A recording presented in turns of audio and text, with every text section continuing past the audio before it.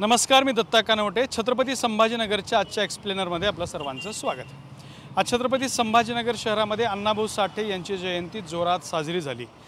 छत्रपती संभाजीनगर शहरातल्या जिल्हाधिकारी कार्यालयाच्या चौकामध्ये अण्णाभाऊ साठे यांचा पूर्णाकृती भव्य दिव्य असा पुतळा आहे. या पुतळ्याचं नवनिर्माण काम सुरू असल्यामुळे हा पुतळा त्या ठिकाणावरून हलवण्यात आला होता.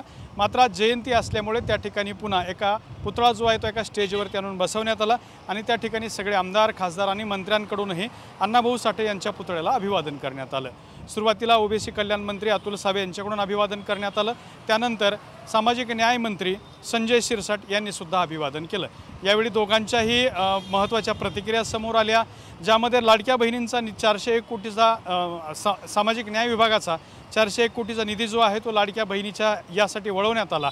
यावर संजय शिरसाट यांना विचारलं असता त्यांनी दर महिन्याला माझ्या खात्यातून आता हे 401 कोटी जाणार आहेत आणि ती रुटीन प्रोसेस आहे, यात काही वेगळं नाही अशी प्रतिक्रिया दिली.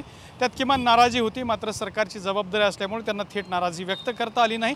मात्र सामाजिक न्यायाचा निधी सातत्याने वळता केला जात असल्यामुळे निश्चितच संजय शिरसाट यांच्यासमोर सुद्धा अडचणी निर्माण होत आहेत. दुसरी महत्त्वाची बाब म्हणजे अतुल सावे यांची सुद्धा प्रतिक्रिया त्यांनी त्या ठिकाणी दिली. त्यामध्ये त्यांनी मालेगाव बॉम्बस्फोटातले जे काही आरोपी होते ते निर्दोष सुटले त्याबद्दल त्यांनी समाधान व्यक्त केलेलं आहे. मात्र त्यांना सुद्धा प्रतिप्रश्न करण्यात आला की हे बॉम्बस्फोट नक्की कुणी घडवले. त्यावेळेला त्यांनी हा यंत्रणेचं काम आहे, त्यांनी ते शोधून काढावेत अशी प्रतिक्रिया दिली. हा सगळा प्रकार सुरू असताना दुसऱ्या बाजूला संभाजी भिडे गुरुजी हे सुद्धा छत्रपती संभाजीनगर शहरात दाखल झाले. छत्रपती संभाजीनगर शहरातल्या सिडको परिसरातल्या एका हनुमान मंदिरामध्ये त्यांच्या धारकऱ्यांसोबत महत्त्वाची बैठक होती. या बैठकीला उपस्थित राहिलो. बैठकीमध्ये खरं तर भिडे गुरुजी यांनी अत्यंत गंभीर आणि वेगवेगळ्या स्वरूपाचे मुद्दे मांडलेले आहेत. मात्र या सगळ्या मुद्द्यांच्या अनुषंगाने भिडे गुरुजींची प्रतिक्रिया घेण्याचा प्रयत्न केला असता कार्यकर्त्यांनी त्यांची प्रतिक्रिया घेऊ दिली नाही आणि भिडे गुरुजी मीडियाला बायपास करत गाडीत बसून निघून गेले.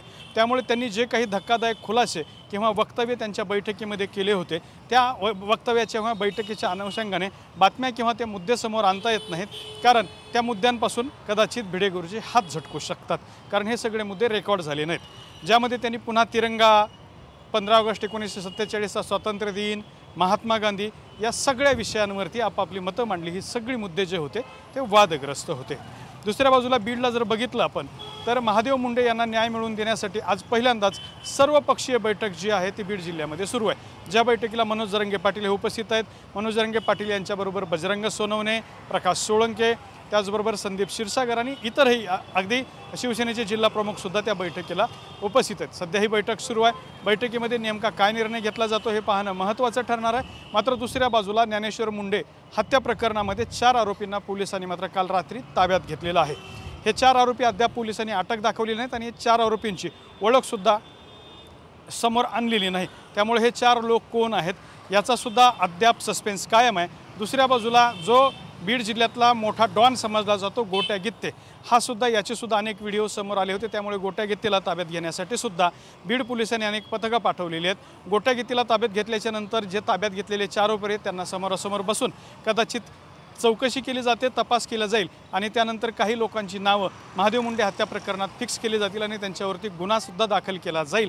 मात्र हे 4 आरोपी ताब्यात घेतले असले तरी अजूनही महादेव मुंडे यांचा खून कोणी केला हा सस्पेन्स मात्र कायम आहे. कॅमेरामॅन अमित आडेसोबत दत्ता कानवटे, TV9 मराठी, छत्रपती संभाजीनगर.